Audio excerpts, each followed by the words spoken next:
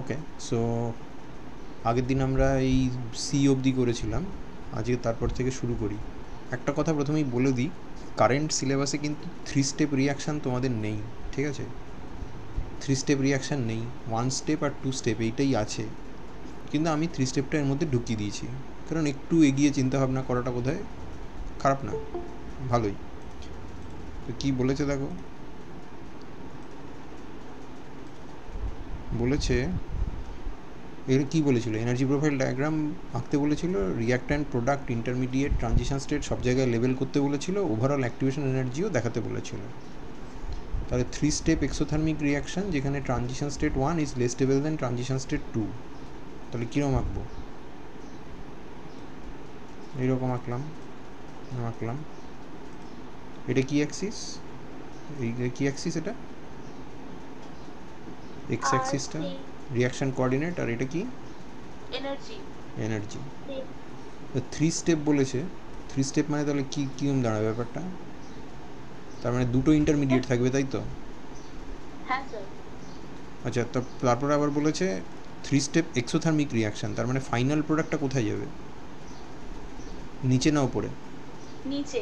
হ্যাঁ, তার মানে এটা রিয়াক্ট্যান্ট, এটা ইন্টারমিডিয়েট, এই সরি এটা প্রোডাক্ট, আর ইন্টারমিডিয়েটগুলো আমাকে মাঝখানে লিখতে হবে। তার মধ্যে আবার বলে দিয়েছে TS1 is less stable then TS2, দুটো ট্রানজিশন স্টেটই থাকার কথা, সিঙ্গল স্টেপ ও 3 স্টেপ রিয়াকশান, 3 স্টেপ হলে 3টে ট্রানজিশন স্টেট থাকবে, তার মানে TS1 is less stable then TS2, TS3 ব্যাপারে কিছু বলেই নি। ওকে, তো আমরা এখানে তাহলে TS1কে এখানে তুললাম, TS2কে এখানে রাখলাম, আর TS3কে আমরা এর তলায় রাখতে পারি। তাহলে এইটা দাঁড়ালো TS1,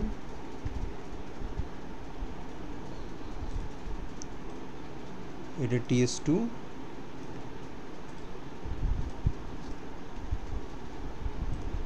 আর এটা TS3। তাহলে কটা ইন্টারমিডিয়েট আছে এখানে? দুটো স্যার।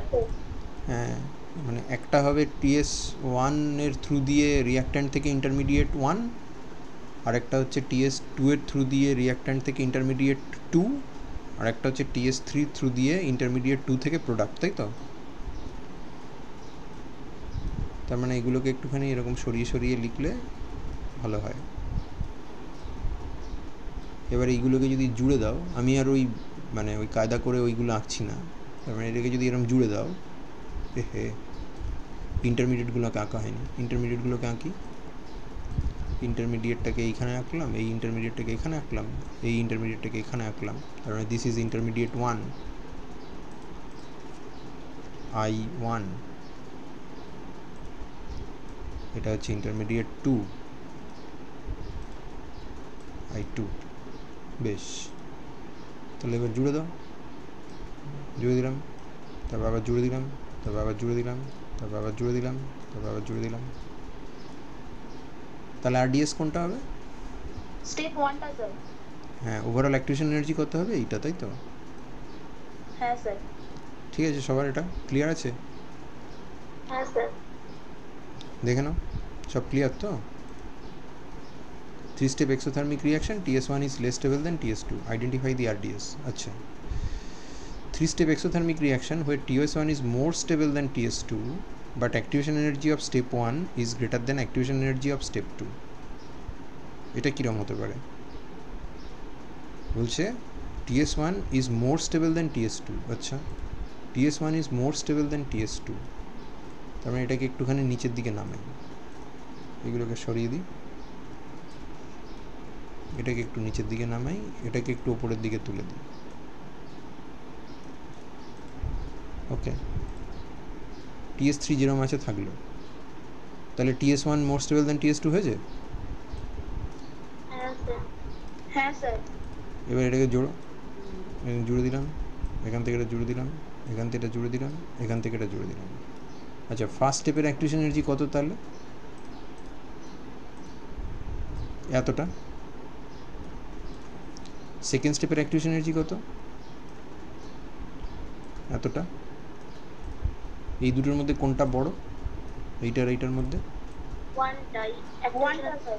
হ্যাঁ, স্টেপ ওয়ানের অ্যাক্টিভেশন এনার্জি বড়, তার মানে আমাদের এই কন্ডিশনটাও মিট করেছে, TS1 ইজ মোর স্টেবল, আবার এই কন্ডিশনটাও মিট করেছে, এক্সোথার্মিক রিয়াকশন বলেই দিয়েছে।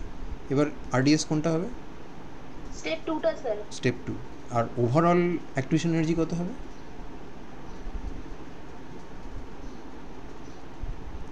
রিঅ্যাক্ট্যান্ট থেকে ট্রানজিশন স্টেট 1 পর্যন্ত।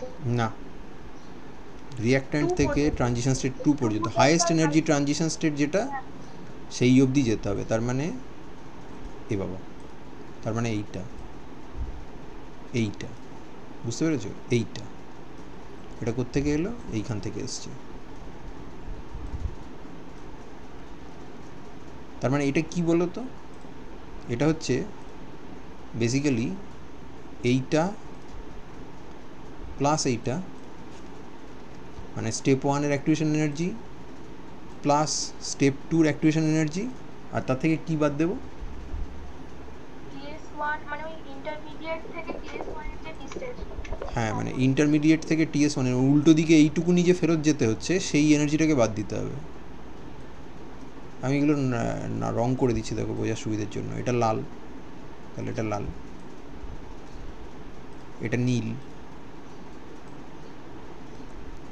এইগুলো সব ফরওয়ার্ড ডিরেকশনের অ্যাক্টিভেশন এনার্জি। আর এই ব্ল্যাক যেটা আছে, এইটা হচ্ছে ব্যাকওয়ার্ড ডিরেকশনের অ্যাক্টিভেশন এনার্জি। কোন ডিরেকশন? সেটা হচ্ছে I1 থেকে TS1, এটার মাইনাস করতে হবে। তাহলে ওভারঅল অ্যাক্টিভেশন এনার্জি যদি বার করতে হয়, তাহলে ফার্স্ট স্টেপের অ্যাক্টিভেশন এনার্জি, সেকেন্ড স্টেপের অ্যাক্টিভেশন এনার্জি দুটোকে যোগ করব, আর ফার্স্ট স্টেপের যে রিভার্সাল অর্থাৎ তার উল্টো দিকের যে অ্যাক্টিভেশন এনার্জি, সেটাকে বিয়োগ করব। যদি করি, এইটা যদি করি, তাহলে আমরা টোটাল কি পাবো? Activation energy of the Riya. হ্যাঁ, তার মানে এইটা পাবো আর কি। এইটা ইজ ইকুয়াল টু এইটা, তাই তো হবে নাকি? হ্যাঁ স্যার। ঠিক আছে, তাহলে আমরা মোটামুটি বুঝলাম। এটা মাথায় রাখবে যে যত স্টেপই থাকুক না কেন, যদি একটা এরকম, মানে যদি ফার্স্ট স্টেপটা RDS হয়, তাহলে তো লেটা চুকেই গেল। সেক্ষেত্রে রিঅ্যাক্ট্যান্ট থেকে ট্রানজিশন স্টেট 1-এর ডিস্টেন্সই হচ্ছে অ্যাক্টিভেশন এনার্জি। কিন্তু যদি সাবসিকুয়েন্ট কোনো স্টেপ RDS হয়, তাহলে ইন্টারমিডিয়েট থেকে শুরু করে অ্যাক্টিভেশন এনার্জি মাপলে কিন্তু হবে না।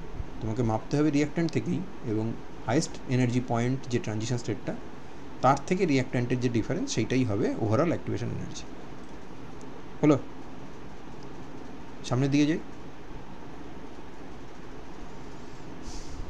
4 নম্বর কোশ্চেনটা দেখো কি বলেছে।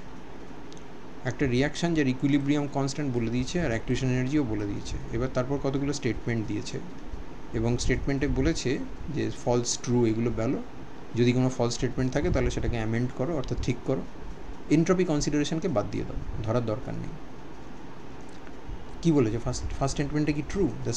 The reaction is ফাস্টার than a reaction যার ইকুইলিব্রিয়াম কনস্ট্যান্ট হচ্ছে 8 আর অ্যাক্টিভেশন এনার্জি হচ্ছে 80 কিলোজুল পার মোল। আমার এইটা হচ্ছে রিয়াকশান 1, এইটা হচ্ছে রিয়াকশান 2। তো বলেছে রিয়াকশান 2টা ফাস্টার। স্টেটমেন্টটা ঠিক না ভুল? ট্রু হবে স্যার। কেন?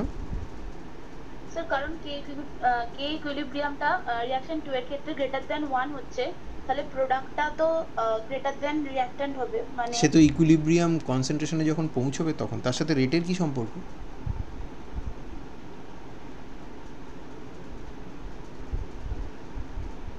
রেট কি দিয়ে ডিটারমিন্ড হয়?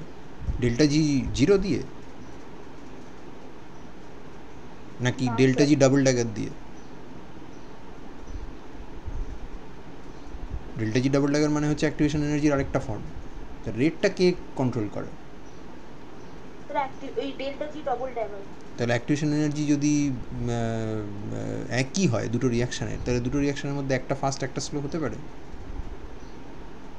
না স্যার। না স্যার। বোঝা গেল না? গেল না? হ্যাঁ স্যার। বুঝেছো? হ্যাঁ স্যার। আচ্ছা, তারপরটা বলো তো। The reaction is faster than a reaction with K equilibrium 8 and activation energy 40 kilojoule per mole. অর্থাৎ এটা রিয়াকশান নাম্বার 3। তার রিয়াকশান 1 কি রিয়াকশান 3 থেকে ফাস্টার না স্লোয়ার? স্যার এটা ট্রু হবে। অ্যাক্টিভেশন এনার্জি কম হলে রেট বাড়ে না কমে? রেট বাড়বে। রেট বাড়ে। তাহলে অ্যাক্টিভেশন এনার্জি যেখানে 40 কিলো জুল আর অ্যাক্টিভেশন এনার্জি যেখানে 80 কিলো জুল, তাহলে কোন রিয়াকশনটা ফাস্টার? বিটা হবে স্যার, মানে 40 কিলো জুলটা। হ্যাঁ, তাহলে এখানে কি লেখা আছে? দ্য রিয়াকশন ইজ ফাস্টার, মানে 1 নম্বর রিয়াকশনটা ফাস্টার দেন 3 নম্বর রিয়াকশন। এটা ট্রু বলছো কি করে তাহলে? এটা ফলস হবে। বোঝা গেল না গেল না? বুঝেছো? এই দুটো বুঝেছো? তার মানে দুটোই কিন্তু অ্যাকচুয়ালি ফলস। ঠিক আছে, তবে প্রথম রিয়াকশানটা আমরা ধরে নিচ্ছি, যেহেতু আমরা এখানে ধরে নিচ্ছি যে অ্যাক্টিভেশন এনার্জি তাহলে ডিটারমিন করছে রেট অফ দ্য রিয়াকশানকে, এবং সেক্ষেত্রে আমরা এটাকে বলতে পারি যে rate of the reaction will be কি দ্য সেম। আর এখানে আমরা ধরে নিচ্ছি অ্যাক্টিভেশন এনার্জি কমে গেছে, তাহলে rate of the reaction would be faster for the reaction 3 compare to reaction 1। তার মানে এইটা অ্যাকচুয়ালি ইজ স্লোয়ার লেখা উচিত ছিল। তো তারপরে কী বলেছে? Delta G zero for the reaction is greater than zero, মানে 1 নম্বর রিয়াকশানের ডেল্টা জি জিরো পজিটিভ। এটা ঠিক না ভুল? এটা ঠিক হবে। হ্যাঁ, কারণ যদি নেগেটিভ হতো তাহলে ইকুইলিব্রিয়াম কনস্ট্যান্ট 1-এর বেশি হতো, তাই না? হ্যাঁ স্যার। অথচ এখানে ইকুইলিব্রিয়াম কনস্ট্যান্ট 1-এর থেকে বড় না ছোট? কোনটা স্যার? ছোট। 1 নম্বরে। আবার ও কোথায়? ছোট হবে, ছোট। তাহলে 1 নম্বরে যদি ছোট হয় তাহলে ইকুইলিব্রিয়াম কনস্ট্যান্ট 1-এর থেকে ছোট মানে কি? ডেল্টা জিরো পজিটিভ না? হ্যাঁ স্যার। তারপরটা দেখো, the starting materials are more stable than the products of the reaction. এটা ট্রু না ফলস? ট্রু হবে এটা। হ্যাঁ, ট্রু। তার কারণ যদি starting material more stable than product হয় তবেই একমাত্র ইকুইলিব্রিয়াম কনস্ট্যান্ট 1-এর থেকে ছোট হতে পারে এবং ইভেনচুয়ালি ডেল্টা জিরো পজিটিভ হয়। তাহলে এটা যদি ট্রু হয় তাহলে ডি স্টেটমেন্টটাও ট্রু হবে। তারপরে এইটা দেখো তো, দ্য রিয়াকশন ইজ এক্সোথার্মিক। এটা কি ঠিক? না, এটা এন্ডোথার্মিক। এটা এন্ডোথার্মিক, কারণ আমি এন্ট্রপি কনসিডারেশন করছি না। তার মানে ডেল্টা জি জিরোর সাইনটা is controlled by delta H zero. তাহলে ডেল্টা ই জিরো যদি পজিটিভই হয়, এন্ট্রপিকে বাদ দিয়ে দিলে এনথ্যালপিটাকেও তাহলে পজিটিভই হতে হবে। এনথ্যালপি যদি পজিটিভ হয় তাহলে সেই রিয়াকশানকে কি এক্সোথার্মিক বলা যায়? না স্যার। বলা যাবে না। হলো 4 নম্বর। হ্যাঁ sir. 5 number, explain why the activation energy of an endothermic reaction is at least as large as its delta H0. এটার উত্তর কি হবে? এটার ব্যাখ্যাটা এরকম আর কি, এন্ডোথার্মিক রিয়াকশান তো ধরে নাও এরকম একটা এন্ডোথার্মিক রিয়াকশান আমি আঁকছি, হাইপোথেটিক্যাল একটা এন্ডোথার্মিক রিয়াকশান আঁকছি। আমি জাস্ট এইটুকুনিই আঁকছি, এখানে তোমার একটা সিঙ্গল স্টেপ দিয়েই বোঝাই। এটা রিয়াক্ট্যান্ট। এন্ডোথার্মিক মানে প্রোডাক্ট কোথায় থাকবে? নিচের দিকে। কার নিচের দিকে? আরের থেকে নিচে থাকবে এন্ডোথার্মিক হলে? না, উপরে থাকবে। আর হ্যাঁ, তার মানে এইটা। এবার এই দিকটায় যদি তুমি এনার্জির বদলে সে ফর এক্সাম্পল তুমি যদি এখানে এনথ্যালপি প্লট করো, করতেই পারো, কারণ সেটাও একটা এনার্জি টার্ম বেসিক্যালি। তো এনথ্যালপি তুমি প্লট করলে করতেই পারো। তুমি এখানে এনথ্যালপি প্লট করছো, তাহলে এই রিয়াকশানের ডেল্টাই জিরো কত? এতটা না? হ্যাঁ স্যার। হ্যাঁ স্যার। কারণ ডেল্টা এইচের ফর্মুলা কি? ডেল্টা এইচ জিরো মানে আমি বন্ড এনার্জির টার্মসে বলছি না, জাস্ট সিম্পল ডেল্টা এইচ জিরোর ফর্মুলাটা কি? H zero is equal to H zero of product, বাবারে,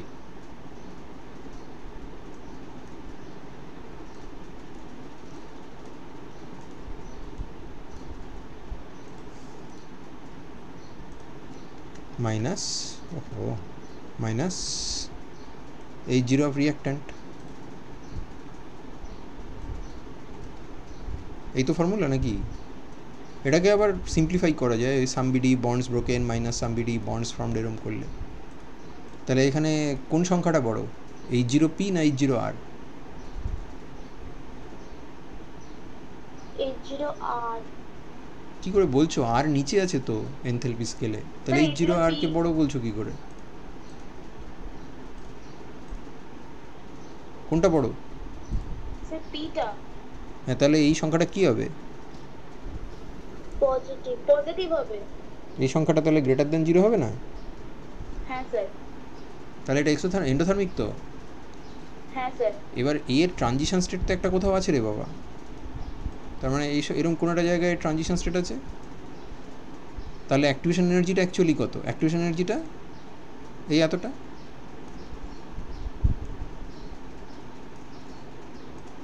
অ্যাক্টিভেশন এনার্জি এতটা। এবার ধরে নাও যদি এর ট্রানজিশন স্টেটটা একদম প্রোডাক্টের লেভেলেই থাকে, হাইপোথেটিক্যালি স্পিকিং, অ্যাকচুয়ালি র্যাডিক্যাল যখন কোয়েঞ্চ করে, দুটো র্যাডিক্যাল যখন কোয়েঞ্চ করে, তখন তাদের ক্ষেত্রে এই ধরনের সিচুয়েশান দেখতে পাওয়া যায় যে ট্রানজিশন স্টেটের এনার্জি আর প্রোডাক্টের এনার্জি সেম।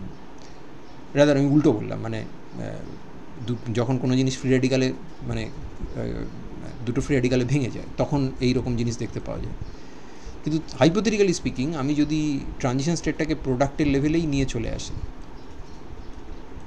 যে আমি এটাকে এই লেভেলেই নিয়ে চলে এলাম, একই রকম লেভেলে নিয়ে চলে এলাম, তাহলে অ্যাক্টিভেশন এনার্জিটা মিনিমাম কত হতে পারে?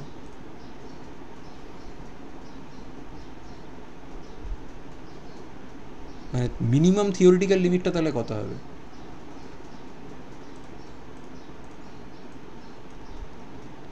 এটা কি জিনিস ছিল? Delta H zero. আর এটা কি জিনিস ছিল? Activation energy.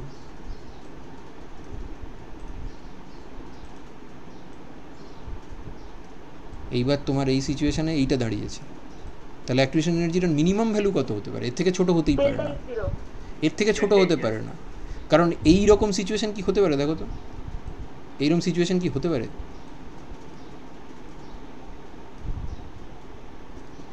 এটা হতে পারে কি? তাহলে কি আর এই পিটাকে পি বলা যায়, আর এইটাকে কি তাহলে টিএস বলা যায়? না স্যার। তাহলে এই সিচুয়েশনটা আনটেনেবল, তাই তো?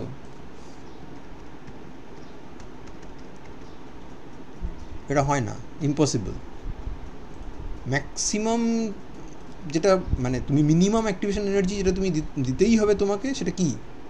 যদি টিএসটা প্রোডাক্টের সঙ্গে একই লেভেলে থাকে, এবং সেটা তাহলে তার থিওরিটিক্যাল লিমিটটা কত হবে? ওই রিয়াকশনের এনথালপি চেঞ্জের সঙ্গে সমান হবে। বোঝা গেল না? হ্যাঁ স্যার। বুঝতে পেরেছো? আবার যদি আমি পি থেকে আর এর দিকে আসতে চাই, তাহলে মিনিমাম অ্যাক্টিভেশন এনার্জি কত বলো তো?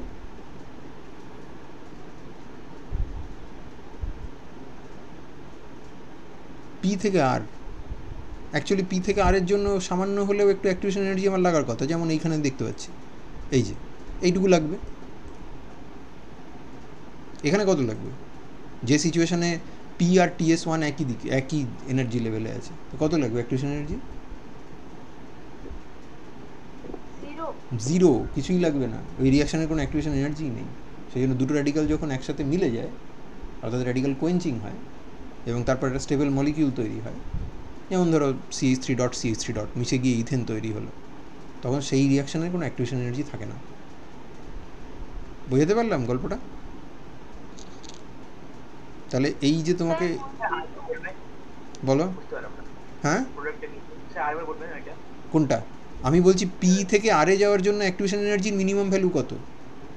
এক্সোথার্মিক তো, পি থেকে আরটা এক্সোথার্মিক তো। তাহলে জেনারেলি আমাদের টিএসটা পি আর রিঅ্যাক্ট্যান্ট দুটোরই ওপরে থাকে, তাহলে পি থেকে আরে যেতে গেলে এইটুকুনি এনার্জি তোমার দেওয়া উচিত, এই লাল রঙটা, এইটুকু দেওয়া উচিত। কিন্তু যদি সিচুয়েশনটা এরকম হয় যে ট্রানজিশন স্টেটটা তোমার স্টার্টিং মেটেরিয়াল যেটা পি, এই ক্ষেত্রে পিটা স্টার্টিং মেটেরিয়াল, তাহলে টিএস ওয়ানটা যদি স্টার্টিং মেটেরিয়ালের সঙ্গে একই এনার্জি লেভেলে থাকে, তাহলে তোমাকে আদৌ কোনো অ্যাক্টিভেশন এনার্জি দিতে হয় রিঅ্যাক্ট্যান্টে যেতে গেলে? তাহলে সেটা কত? অ্যাক্টিভেশন এনার্জিটা কত?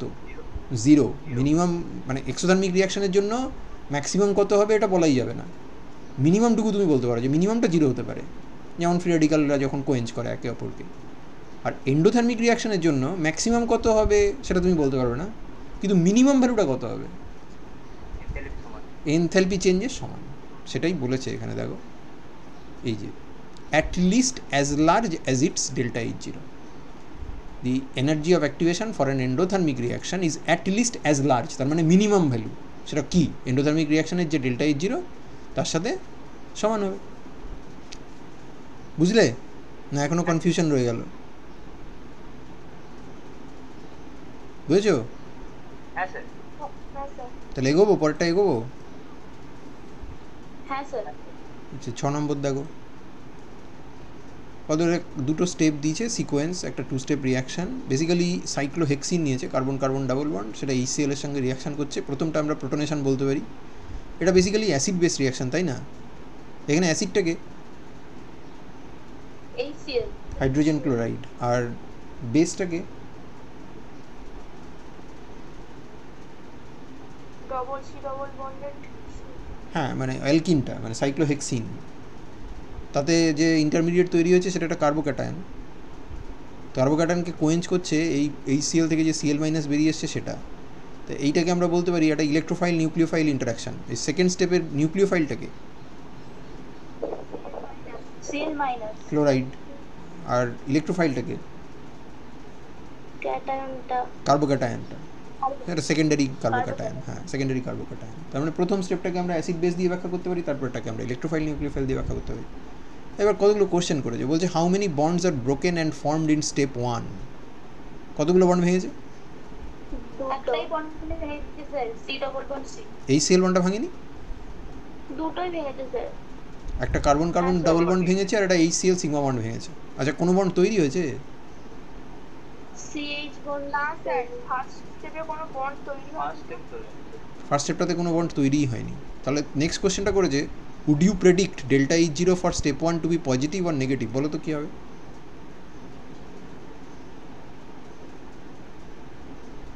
স্যার পজিটিভ হবে এটা। ব্যাখ্যা করো। বন্ড ব্রোক হয়েছে কিন্তু বন্ড কোনো ফর্মেশন হয়নি, তাহলে তো ডেল্টা H0টা পজিটিভ হবে। আরে বাবা ব্যাখ্যা করো। ডেল্টা H0 ক্যালকুলেশনের ফর্মুলা কি? Bond broken minus bond formation. কি সাম বন্ডস ব্রোকেন? আরে বিডি কথাটা বলো। Delta H0 is equal to sum BD bonds broken minus sum BD bonds formed. এবার ব্রোকেন তো দুখানা তুমি দেখতে পাচ্ছ, তাহলে দুটো পজিটিভ কোয়ান্টিটি ওখানে যোগ হবে। বন্ডস ফর্মড কিছু হয়েছে না স্যার। তাহলে মাইনাসের পরে তো জিরো আসবে নাকি? হ্যাঁ স্যার। তাহলে এটা পজিটিভ হবে না নেগেটিভ হবে বলো? পজিটিভ হবে। পজিটিভ হবে। তার মানে first step exothermic, first step endothermic এবং মাচ মোর এন্ডোথার্মিক। তারপরে কি বলেছে how many bonds are broken and formed in step 2। বলো কি হবে? একটাও বন্ড ভাঙেনি স্যার, আর একটা সিরিয়াল বন্ড তৈরি হয়েছে। আর একটা বন্ড ভাঙেনি নতুন করে, কিন্তু একটা নতুন বন্ড তৈরি হয়েছে। তাহলে এইটার would you predict delta H0 of step 2 to be positive আর নেগেটিভ? কি হবে? নেগেটিভ হবে। এটা নেগেটিভ হবে, ওই একই লজিকে। এইবার একটা কোশ্চেন করেছে which step is rate determining. Sir first স্টেপটা। হ্যাঁ তার কারণ ফার্স্ট স্টেপটা এন্ডোথার্মিক, সেকেন্ড স্টেপটা এক্সোথার্মিক, তো ফার্স্ট স্টেপটাই জেনারেলি রেট ডিটারমিনিং হওয়ার কথা। Transition state 1 should be higher than transition state 2। Draw the structure of the transition state for the both mechanism. কী হবে? টিএস আঁকতে পারবে? টিএস আঁকে কী করে? টিএস কী করে আঁকে বলো তো? এখানে কী হয়েছে? এইখানে ছিল হচ্ছে তোমার হাইড্রোজেন, এখানে ছিল হাইড্রোজেন, এখানেও ছিল হাইড্রোজেন, তাই তো? আর তুমি দেখাচ্ছ হচ্ছে এইখান থেকে এই দিক দিয়ে অ্যাটাক করেছে। যেহেতু এটা অ্যালকিনটা সিমেট্রিক্যাল, তাই আমি কোন দিক দিয়ে অ্যাটাক করেছি সেটা ইম্পর্ট্যান্ট নয়, একটা দিক দিয়ে করেছি। তার মানে আমার এইখানটাতে HCl বন্ড তৈরি হবে এই টার্মিনাসে। এবার এই টার্মিনাসে যে HCl বন্ড তৈরি হবে সেটা পার্শিয়ালি ফর্মড হবে। তার মানে ট্রানজিশন স্টেটে আমাদের এখানটায় একটা পার্শিয়ালি ফর্মড HCl বন্ড থাকবে, এবং এই হাইড্রোজেনটাকে আমি একটুখানি সরিয়ে লিখবো, তার কারণ এটা আস্তে আস্তে sp2 থেকে sp3 দিকে যাবে। তাহলে আমি এটাকে এরকম করে লিখতে পারি, এইখানে একটা হাইড্রোজেন লিখলাম, এখানে একটা আরেকটা হাইড্রোজেন লিখলাম। এই দুটো হাইড্রোজেনের মধ্যে একটা হাইড্রোজেন আগে থেকে ছিল, আরেকটা হাইড্রোজেন এই সবে এসছে, আর এই ক্লোরিনটা ভেঙে যাচ্ছে, HCl বন্ডটা ভেঙে যাচ্ছে। এবার এই বন্ডগুলো যেহেতু পার্শিয়ালি ফর্মড, তাই এদেরকে আমি একেবারে আইডিয়াল বন্ডের মতো লেন্থে আঁকবো না, তাদেরকে বন্ড লেন্থগুলো একটুখানি বাড়িয়ে দেবো। আর যেটা পার্শিয়ালি ফর্মড বন্ড সেটাকেও আমি ডটেড বন্ড দেবো, আর যেটা পার্শিয়ালি ব্রোকেন সেটাকেও ডাবল বন্ড দেবো, এই ডটেড বন্ড দেবো। আচ্ছা আরেকটা বন্ড পার্শিয়ালি ব্রোকেন আছে, সেটা কোনটা? Double bond. Carbon carbon Double double bond bond, আছে। তার মানে এখানটাতে পার্শিয়াল বন্ডের স্ট্রাকচার দিতে হবে। এইবার এই ক্লোরিনটা 0 থেকে মাইনাস হয়ে যাবে, তাই তো? 0 ছিল প্রথমে, তারপরে ওটা হয়ে যাবে মাইনাস, কারণ সিএল মাইনাস হয়ে বেরোবে, তাই তো? হ্যাঁ স্যার। তাহলে এর মাথায় কী চার্জ দেবো ট্রানজিশন স্টেটে? ট্রানজিশন স্টেটে তো 0ও নেই, অথচ পুরোপুরি নেগেটিভও হয়নি, তাহলে এই চার্জটা বসবে তো। হ্যাঁ স্যার। আর একটা ডেল মাইনাস চার্জ যদি আসে, তাহলে তাকে ব্যালেন্স করতে গেলে একটা ডেল প্লাস চার্জও আনতে হবে, সেটা কোথায় আসবে?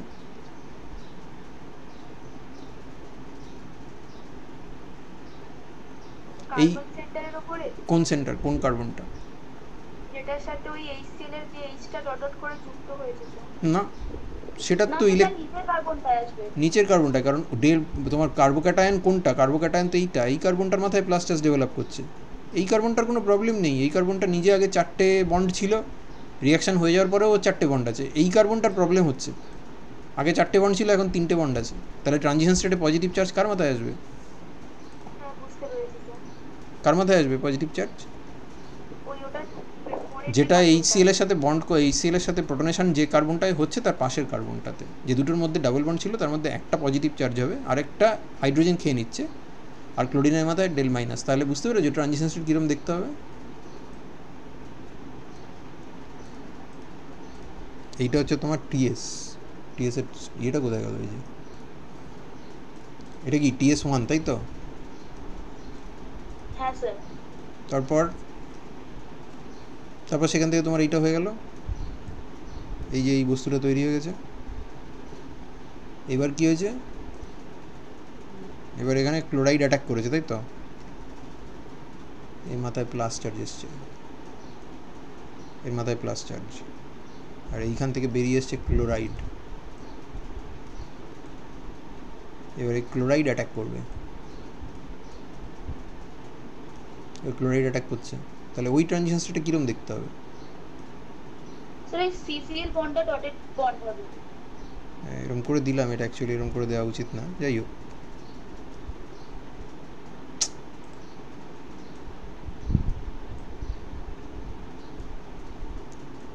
এরকম করে দিই, বেটার। তার মানে এখানে এটা আমার CCl বন্ড তৈরি করতে হবে, এখানে প্লাস চার্জ তো থাকবে না।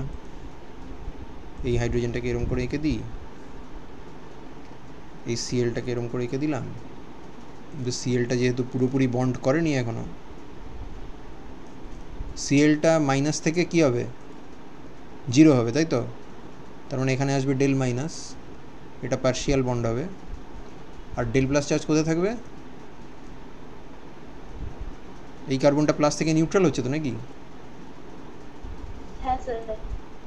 তার মানে ট্রানজিশন স্টেটে পুরোপুরি নিউট্রাল তো হতে পারেনি।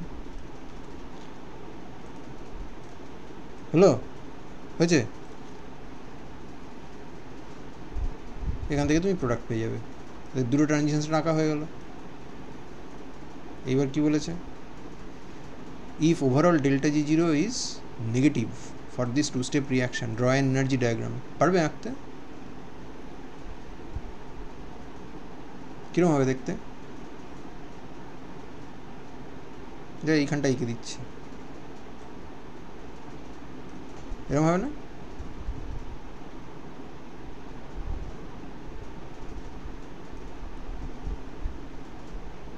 এই দেখো এক্সোথার্মিক, এইখানে কে আছে?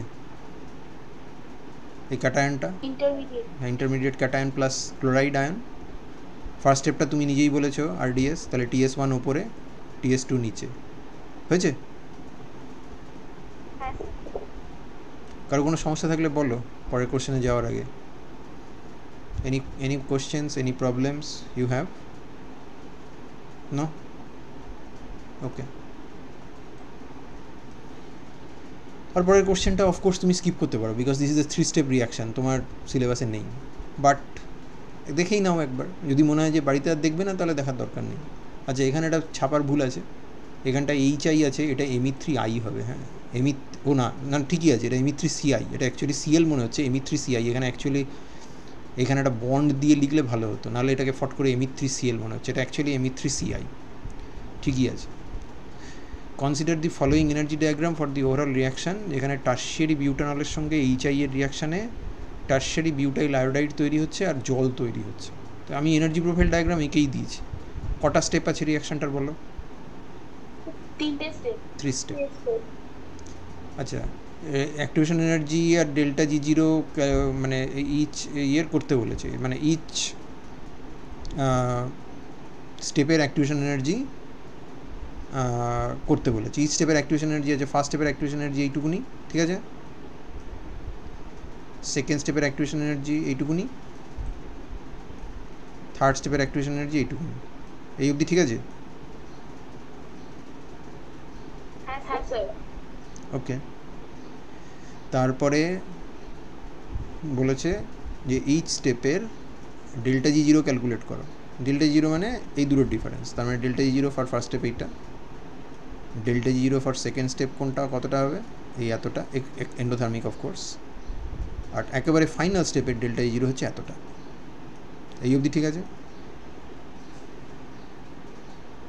হ্যাঁ স্যার। আচ্ছা, এবার আমি মুছতে হবে, এটা দেখে নাও, আমি কিন্তু মুছে দেবো এবার, কারণ আমাকে এরপরে এটা ডায়াগ্রামের উপর আরও কাজ করতে হবে। এই অবধি কারো কোনো কোয়েশ্চেন নেই তো?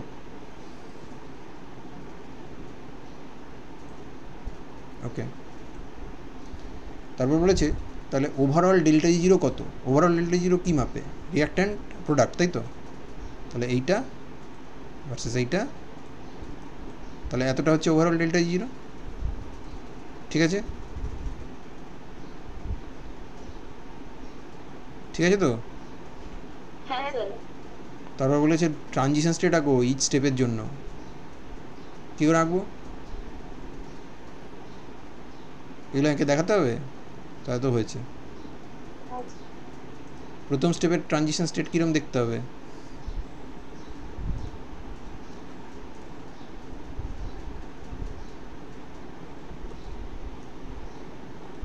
প্রথম স্টেপে কী হচ্ছে বাপু?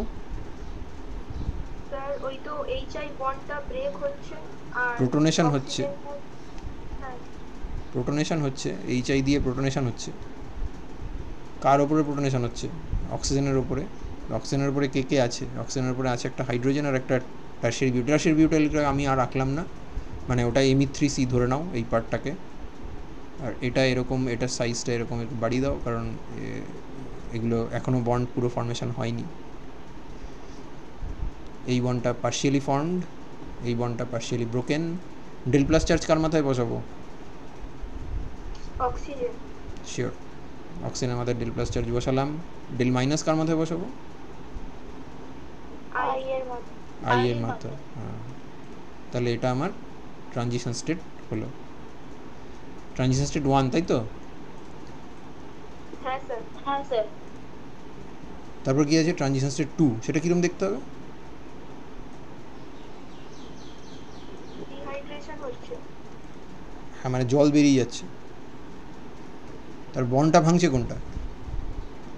সিও বন্ড ভাঙছে না? অক্সিজেন আর কার্বন। হ্যাঁ তার মানে এইরকম হবে নাকি? আরে হ্যাঁ, এইরকম হবে নাকি? এর জিওমেট্রিও হয়তো একটু চেঞ্জ হবে, কারণ এটা তো আর sp3 থাকবে না, এটা জিওমেট্রি হাইব্রিডেশন চেঞ্জ হয়ে গেছে, বুঝতে পেরেছো? হ্যাঁ স্যার, কার্বোক্যাটায়ন ফর্ম হবে মানে তার sp2 র দিকে চলে যাচ্ছে ও। এবার সেটা তুমি কায়দা করে লিখতে চাইলে লিখতে পারো যে ও একটু ইয়ের দিকে চলে যাচ্ছে। এবং হ্যামন্ডস পস্টুলেট অনুযায়ী এই কার্বোক্যাটায়নটা, এই ট্রানজিশন স্টেটটা, এই সেকেন্ড ট্রানজিশন স্টেটটা কার মতো দেখতে হবে বলো তো? এই অক্সোনিয়াম আয়নটার মতো না এই কার্বোক্যাটায়নটার মতো? কার মতো দেখতে হবে? কার্বোক্যাটায়ন। এনার্জেটিক্যালিও কার্বোক্যাটায়নের কাছে আছে, তার মানে ওর চেহারা কার্বোক্যাটায়নের মতোই হবে, হুইচ মিনস যে এই OH বন্ডটা প্রায় ভেঙে গেছে। তাহলে এইবার আমি অক্সিজেনের মাথায় কী চার্জ লিখব? Positive, delta positive. আর কার্বনের মাথায় কী চার্জ লিখব?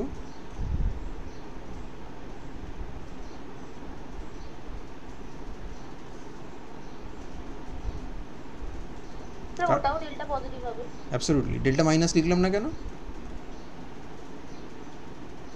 কার্বনের তো বন্ডটা ব্রেক হয়ে যাচ্ছে, তিনটে বন্ড নিয়ে কার্বন ডেল্টা মাইনাস হবে। সেটা কথা নয়, কথাটা হচ্ছে যে আমার এখান থেকে যেটা রেজাল্টিং ইয়েটা যেটা আসছে মানে স্পিসিস যেটা আসছে সেটাতে কার্বনের মাথায় প্লাস চার্জ আছে আর অক্সিজেনটা আছে নিউট্রাল এবং স্টার্টিং মেটেরিয়ালটা অ্যাকচুয়ালি পজিটিভলি চার্জ ছিল সেই অক্সিজেনের পজিটিভ ছড়িয়ে যাচ্ছে অক্সিজেনের মাথার পজিটিভ চার্জটা অক্সিজেন কার্বনকে দিয়ে দিচ্ছে তাই কার্বন হয়ে যাচ্ছে ডেল পজিটিভ আর অক্সিজেন যেহেতু পুরোপুরি চার্জটা দিতে পারেনি অনেকটাই দিয়ে দিয়েছে কিন্তু পুরোপুরি পারেনি তাই ওর মাথায় এখনও কিছুটা রেজিডুয়াল পজিটিভ চার্জ থাকবে তাহলে ওটার মাথায়ও ডেল প্লাস লিখবে তারপর ফাইনালি লাস্ট স্টেপটা কী হবে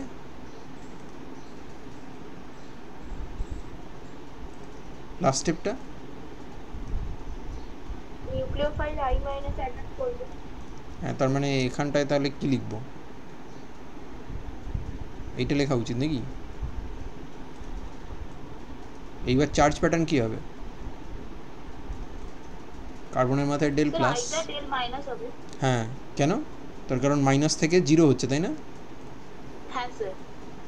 তার মানে TS3টা হচ্ছে এইটা দেখো বাবু বুঝলে কিনা বলো হ্যাঁ স্যার। এইগুলো যদি আগে ভিডিও লেকচারগুলো শুনে না এসে থাকো তাহলে কিন্তু টোটালি ট্যান হয়ে যাবে সত্যি কথা বলতে তুমি বুঝতে পারছো তো কোথায় কি হচ্ছে না হচ্ছে হ্যাঁ স্যার।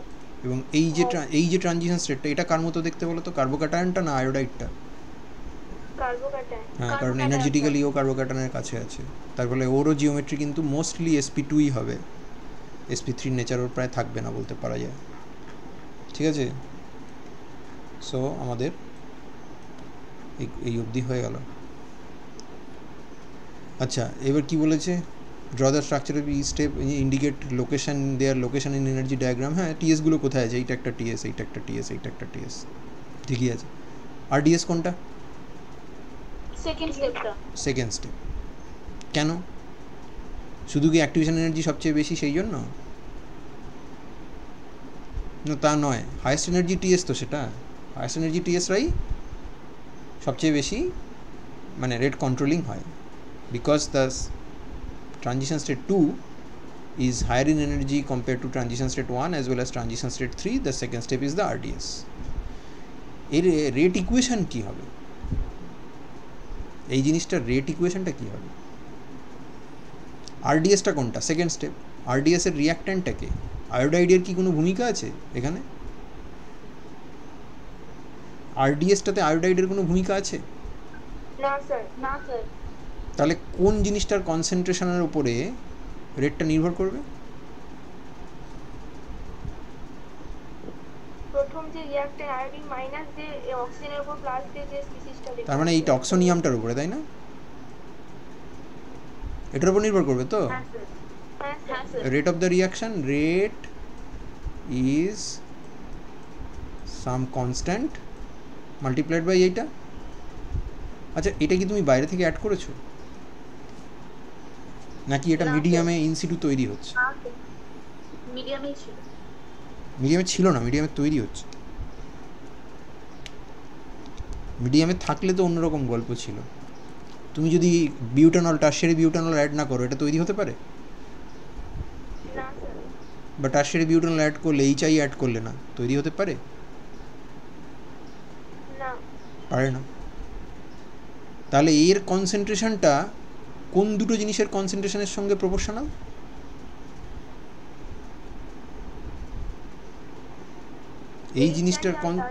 এই জিনিসটার কনসেন্ট্রেশনটা ইজ প্রপোর্শনাল টু কি কনসেন্ট্রেশন অফ টারশিয়ারি Me3COH আর এইচআই। HI তাহলে এই দুটো কনসেন্ট্রেশনকে তুমি এই জায়গাতে সাবস্টিটিউট করতে পারো তো রেট ইকুয়েশনে হ্যাঁ হ্যাঁ স্যার। স্যার। তাহলে rate is equal to rate কনস্ট্যান্টটা চেঞ্জ হয়ে যাবে কারণ প্রপোর্শনালিটি কনস্ট্যান্টটা গুণ হবে তাহলে কে প্রাইম মাল্টিপ্লাইড বাই এটা যদি এ হয় তাহলে এর কনসেন্ট্রেশন মাল্টিপ্লাইড বাই কী হবে এটা যদি বি হয় বি এর কনসেন্ট্রেশন তার মানে ওভারঅল সেকেন্ড অর্ডার তাই তো হ্যাঁ হ্যাঁ স্যার। স্যার। কিন্তু রিয়াকশানটা মলিকুলারিটি কত কোন স্টেপে আরডিএস এ? মলিকুলারিটি তো তাই আরডিএস এর মলিকুলারিটি কি অন্য স্টেপের হয় নাকি 1 হ্যাঁ 1 হবে 1 মলিকুলারিটি, এটা ইউনিমলিকুলার রিয়াকশান কিন্তু সেকেন্ড অর্ডার, বুঝেছো? এই রিয়াকশানটা কিন্তু বেসিক্যালি নিউক্লিওফিলিক সাবস্টিটিউশন SN1, কিন্তু অর্ডারটা দেখলে তুমি রিয়াকশান রেটের অর্ডারটা দেখো, দেখবে সেকেন্ড অর্ডার। তার কারণ হচ্ছে যে অক্সোনিয়াম আয়নটা RDS এ পার্টিসিপেট করে, তার কনসেন্ট্রেশন নির্ভর করে স্টার্টিং অ্যালকোহল এবং HI এর কনসেন্ট্রেশনের উপরে। অ্যালকোহলের কনসেন্ট্রেশন বাড়ালে অক্সোনিয়ামের কনসেন্ট্রেশন কী হবে? বাড়বে। HI এর কনসেন্ট্রেশন বাড়ালে অক্সোনিয়ামের কনসেন্ট্রেশন বাড়বে। অতএব সেই দুটোকে গুণ করে তার সাথে একটা রেট কনস্ট্যান্ট জুড়ে দিলে আমরা রেটটা পেয়ে যাব। সেই দিক থেকে দেখতে গেলে এটা সেকেন্ড অর্ডার, কারণ এরও পাওয়ার 1 এরও পাওয়ার 1, দুটো যোগ করলে 2 হয়। কিন্তু যখন আমরা মলিকুলারিটি দেখব তখন আমাদের কোন স্টেপটা দেখা উচিত? RDS RDSটা কোনটা? Second step. সেকেন্ড স্টেপে কটা মলিকুল পার্টিসিপেট করছে? শুধু এইটা। এ কি পার্টিসিপেট করছে? এ কি পার্টিসিপেট করছে? দেখো এ কিন্তু ইনট্যাক্ট রয়ে গেছে, তার মানে এ পার্টিসিপেট করেনি, তার মানে এ শুধু এইটাই পার্টিসিপেট করেছে। আর এটা একটা মলিকুল যদি পার্টিসিপেট করে তাহলে তাকে আমরা কি বলি? ইউনিমলিকুলার বলি না? হ্যাঁ স্যার। ঠিক আছে, হয়েছে? হ্যাঁ স্যার।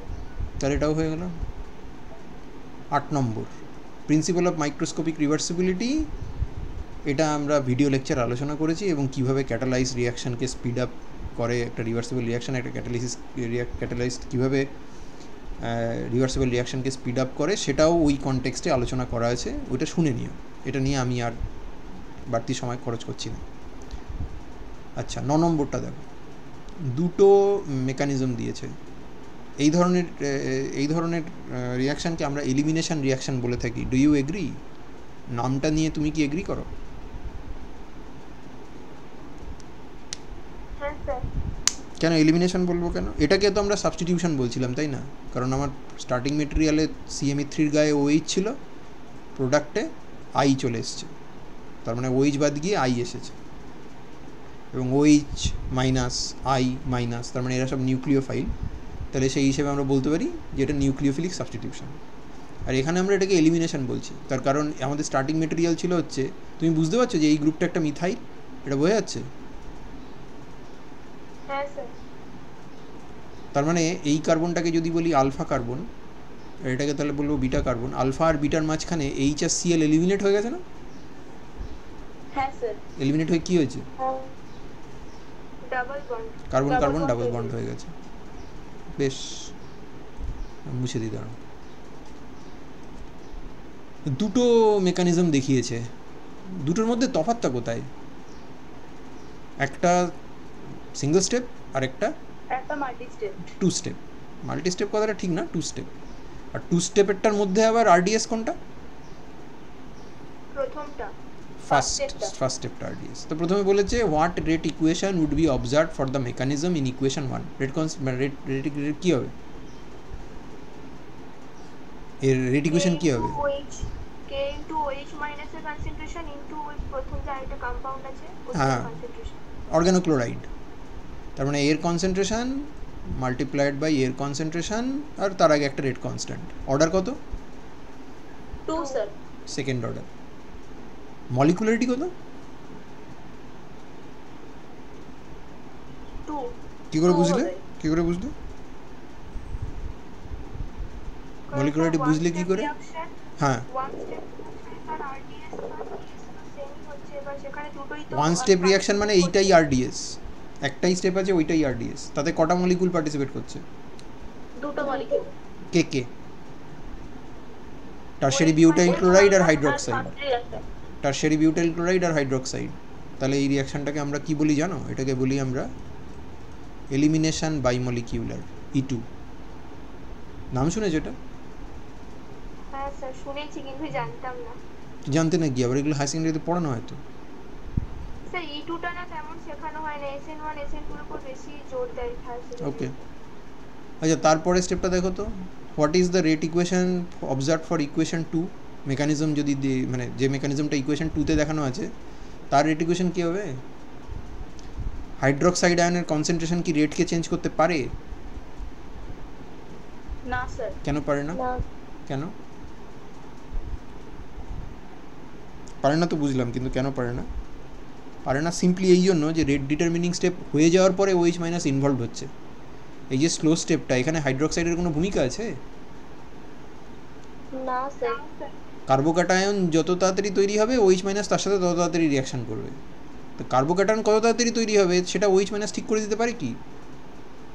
না না স্যার। স্যার। তাহলে OH মাইনাসের কনসেন্ট্রেশন আসবে না রেট ইকুয়েশন। এই রেট ইকুয়েশনটা কী হবে তাহলে? স্যার K ইনটু রিঅ্যাক্ট্যান্টের কনসেন্ট্রেশন। হ্যাঁ, মলিকুলারিটি কী হবে? 1 1 1। বেশ, তার মানে এই রিয়াকশানটাকে আমরা কি বলবো? ওয়ান। E1। তোমার কার্বোক্যাটায়ন ইন্টারমিডিয়েট থ্রু দিয়ে যদি এলিমিনেশন রিয়াকশন হয় তাহলে তাকে আমরা বলবো E1। ঠিক আছে। অর্ডার বলেছে, each of the rate equation order কত হবে? এটার অর্ডার 2, এটার অর্ডার কত? 1। 1 বলছে how can this rate equation be use to show which mechanism actually operates. এবার তোমাকে বললো যে তুমি একটা সার্টেন কনসেন্ট্রেশনের সলিউশন দেওয়া হলো টারশিয়ারি বিউটাইল ক্লোরাইডের একটা সলভেন্টে, আর তার সাথে তোমাকে সোডিয়াম হাইড্রোক্সাইডের একটা মানে একটা মানে স্ট্যান্ডার্ডাইজ সলিউশন দেওয়া হলো যে কতটা সোডিয়াম হাইড্রোক্সাইড ওর মধ্যে আছে তোমার জানা আছে। এইবার তুমি রিয়াকশানটা শুরু করলে এবং রিয়াকশানটা শুরু করে পিরিয়ডিক্যালি থামাতে থামাতে যেভাবে রেট মাপে সেভাবে রেট মাপলে, তার মানে তুমি একটা রেট ইকুয়েশন দাঁড় করাতে পারলে। তো এই রেট ইকুয়েশনটা দুটো টাইপের হতে পারে। একটা রেট ইকুয়েশন হচ্ছে যদি 1 নম্বর মেকানিজম ফলো করে তাহলে রেট হবে দুটোর কনসেন্ট্রেশনের সঙ্গে প্রপোর্শনাল, আর যদি সেকেন্ডটা অর্থাৎ E1 মেকানিজম ফলো করে তাহলে শুধুমাত্র অর্গানোক্লোরাইডের কনসেন্ট্রেশনের উপরে নির্ভর করবে। তাহলে রেট ইকুয়েশন দেখে আমরা দুটোকে আলাদা করতে পারবো তো, নাকি না পারবো না? হ্যাঁ স্যার। পারবো না? পারবো না? পারবো স্যার। তার মানে ওটা শুধু ওইটা দেখলেই হবে, তাই তো? আচ্ছা, তারপর কি বলেছে দেখি। আচ্ছা, assume equation 1 represents an endothermic reaction. আচ্ছা, draw an energy profile diagram for the same. পারবে আঁকতে? হ্যাঁ স্যার। কীরকম হবে দেখতে এটা? হ্যাঁ এরকম স্যার। হবে না? এরকম হবে না? এন্ডোথার্মিক বলেছে আবার, হ্যাঁ স্যার। তার মানে এইটুকুনি উঁচু হবে। এখানে কে আছে? এই দুটো আছে কোথায়? এখানে। আর এখানে কে আছে? এরা সব আছে। হলো? বলেছে কি রিয়াক্ট্যান্টস products delta G zero. Delta G zero কোনটা? এইটা। ফ্রি এনার্জি অফ অ্যাক্টিভেশন কত? এইটা। এগুলো বাড়িতে এঁকে নিও, বুঝলে? ও বাড়িতে ফেয়ার করে এঁকে নিও। ট্রানজিশন স্টেটে স্ট্রাকচার রাখতে বলেছে, পারবে? Draw the structure of the TS. হ্যাঁ স্যার এঁকেছি। দেখো তো এরকম হয়েছে কিনা, কীরকম এঁকেছো দেখি। এরকম ছিল নাকি? কীরকম ছিল দেখে নি একবার। ক্লোরিন এইখানে, লাইক ক্লোরিনটা এইখানে, আর এখানে হচ্ছে তোমার এইচ, আর তাকে খাচ্ছে হচ্ছে OH। তার মানে OH-কে এইখানে আঁকতে হবে, OH। এবার HC বন্ডটা খানিকটা ভেঙে গেছে, HO বন্ডটাও খানিকটা ভেঙে গেছে, তার মানে এখানে ডটেড। আচ্ছা, ক্লোরিন ভেঙে বেরিয়ে যাচ্ছে Cl মাইনাস হয়ে, তাহলে এটা ক্লোরিনটাকেও একটু সরিয়ে দিই। কী হলো? হ্যাঁ, ক্লোরিনটাকেও একটু সরিয়ে দিলাম। ওকে, একটা জিনিস এখনও মিসিং আছে। কি মিসিং আছে বলো তো? CC double bond partially form. হ্যাঁ, এই জায়গাটায় পার্শিয়াল ডাবল বন্ড ফর্মেশন দেখাতে হবে। এই কার্বনটা কি পুরোপুরি sp3 থাকবে? এটা তো sp2-র দিকে চলে যাচ্ছে আস্তে আস্তে। তার মানে এটাকে আমরা এরকম করে আঁকতে পারি যেটা sp2-র দিকে যাচ্ছে। এবার আসল কথাটা হচ্ছে চার্জগুলো কি করব? অক্সিজেনের মাথায় কোনো চার্জ থাকবে?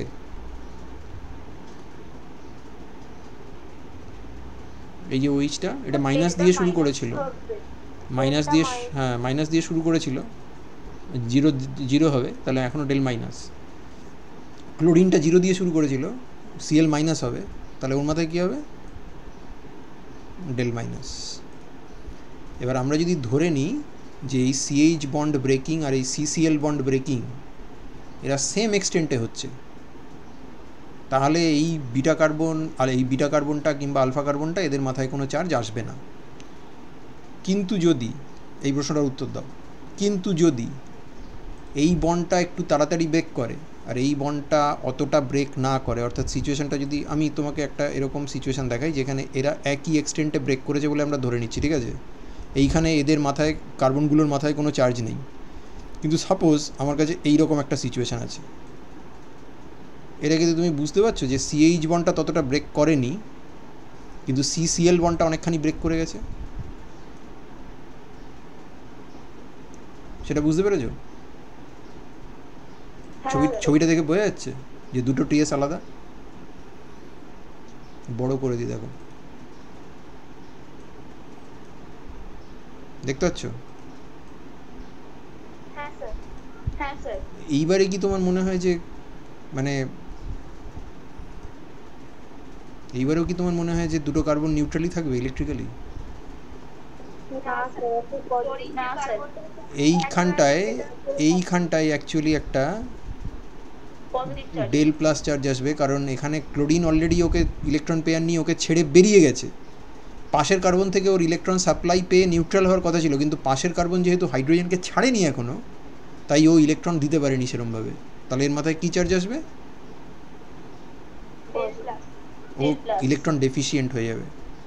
আচ্ছা, আরেকটা সিচুয়েশনের কথা ভাবি, এবারে কি করবো বলো তো? ক্লোরিনটাকে ভাঙবেন না প্রথমে? হ্যাঁ, ক্লোরিনটা মোস্টলি খুব একটা বেরোয়নি, ঠিক আছে, কিন্তু হাইড্রোজেন অনেকটা ভেঙে বেরিয়ে গেছে। এইবার তাহলে কোন কার্বনের মাথায় কী ধরনের চার্জ আসবে বলো তো? এটা বিটা কার্বন, ক্লোরিনের পাশে যেটা থাকে সেটা আলফা কার্বন, তার পাশের কার্বনটা বিটা কার্বন। এখানে কি আলফা কার্বনে চার্জ আসবে না বিটা কার্বনে চার্জ আসবে? বিটা কার্বনে কি চার্জ আসবে? Positive charge. না, নেগেটিভ হবে। ও এইচ প্লাস ছেড়ে দিচ্ছে, এইচ প্লাস ছেড়ে দিচ্ছে। দেখো, দাঁড়াও, এগুলোকে মুছি, বিচ্ছিরি হয়ে গেছে, ভালো করে দেখো, খুব ভালো করে খেয়াল করো। এই হাইড্রোজেনটা কি প্লাস হিসেবে বেরোচ্ছে না মাইনাস? ওএইচ মাইনাস কাকে খায়? প্রোটনকে খায় না? তা প্লাস চার্জ যদি বেরিয়ে যায়, ধরো ও পাশের কাউকে দিলই না, ও জাস্ট ইলেকট্রনটাকে এরমভাবে এর মাথায় ফেলে দিয়ে বেরিয়ে গেল, তাহলে এই কার্বনটায় কী চার্জ আসতো? নেগেটিভ। তাহলে এখানে রেজিডুয়াল যে চার্জটা বিল্ড আপ করবে সেটা কী হবে? ডেল মাইনাস, ঠিক। এবং ই টু রিয়াকশানে অ্যাকচুয়ালি এই রকম ট্রানজিশন স্টেট, যেটা তুমি প্রথমে এঁকেছিলে যে একদম ব্যালেন্সড ট্রানজিশন স্টেট, যে দুটো কার্বনের মাথায় কোথাও কোনো রেজিডুয়াল চার্জ নেই, লিভিং গ্রুপের মাথায় খানিক নেগেটিভ চার্জ, আর যে বেসটা আসছে তার মাথায় সেটা যদি মাইনাস চার্জ হয় তাহলে তার মাথায় খানিকটা নেগেটিভ চার্জ। এই সিচুয়েশানটা কিন্তু মানে খুব কমই দেখা যায়। বেসিক্যালি এই দুটো জিনিস দেখতে পাওয়া যায়, হয় বিটা কার্বনের ওপরে খানিক নেগেটিভ চার্জ, আর তা নাহলে আলফা কার্বনের ওপরে খানিক পজিটিভ চার্জ। এগুলো আমরা পরে পড়বো, তোমাকে আমি দেখিয়ে দিলাম যে ট্রানজিশন স্টেটের স্ট্রাকচার যখন আঁকছি তখন এরকম ডিফারেন্ট ভ্যারিয়েশনস আমরা পেতে পারি। ওকে, তাহলে টিএসের ওইগুলো হয়ে গেল। আচ্ছা, 2 নম্বর বলেছে, assume equation 2 represents an endothermic reaction and the intermediate carbocation is higher in energy than either reactant organochloride or product alkene. Energy profile diagram for 2-step reaction. পারবে? হ্যাঁ। এরকম হবে না? হ্যাঁ স্যার। হ্যাঁ স্যার। হয়ে গেল। Reactant product transition state for each step, overall delta G0, overall delta G0 এটা, free energy of activation এইটা। ট্রানজিশন স্টেটে আঁকতে বলেছে, পারবে আঁকতে? এটা তো সোজা, এটা তো একটু আগেই দেখলাম। এখানে শুধু এই কার্বন ক্লোরিন বন্ডটা পার্শিয়াল হয়ে যাবে, এর মাথায় ডেল মাইনাস, আর এর মাথায় কি? এর মাথায় ডেল প্লাস। আচ্ছা, এইটা কি হবে? সেকেন্ড স্টেপের টিএসটা কীরকম হবে দেখতে? সেকেন্ড স্টেপের টিএসটা এরকম হবে না? কার্বন কার্বন বন্ডটা পার্শিয়াল। হ্যাঁ, কার্বন কার্বন বন্ডটা পার্শিয়াল, তার মানে এইখানটায় হচ্ছে এইচ, এইখানে ওএইচ,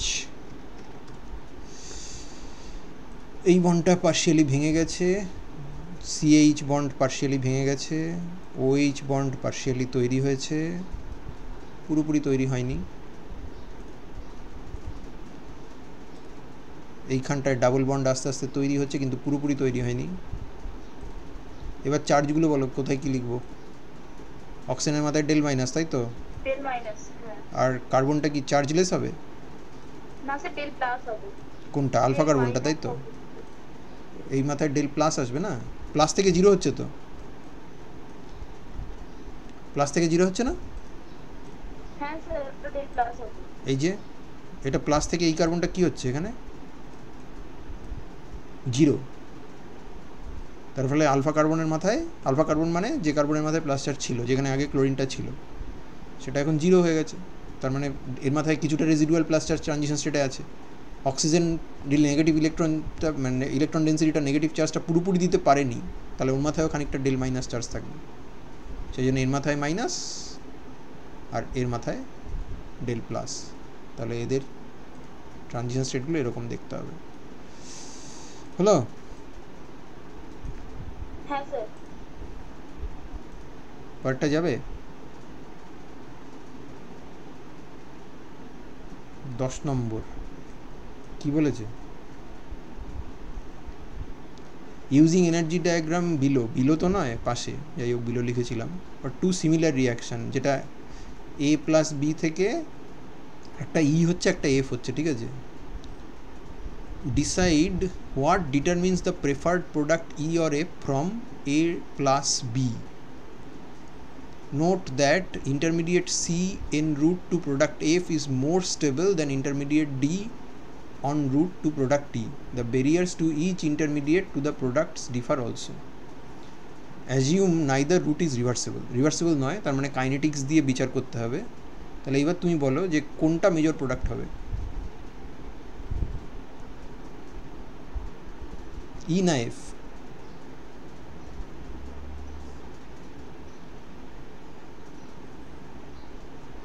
আচ্ছা, ডি আর সির মধ্যে কোনটা বেশি পরিমাণে তৈরি হবে বলে তোমার মনে হয়?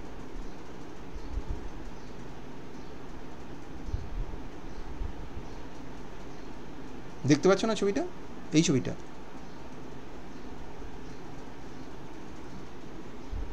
এ plus B common starting material, দুটো ইন্টারমিডিয়েট দিচ্ছে, একটা ডি একটা সি, কোনটা বেশি তৈরি হবে বলে তোমার মনে হয়?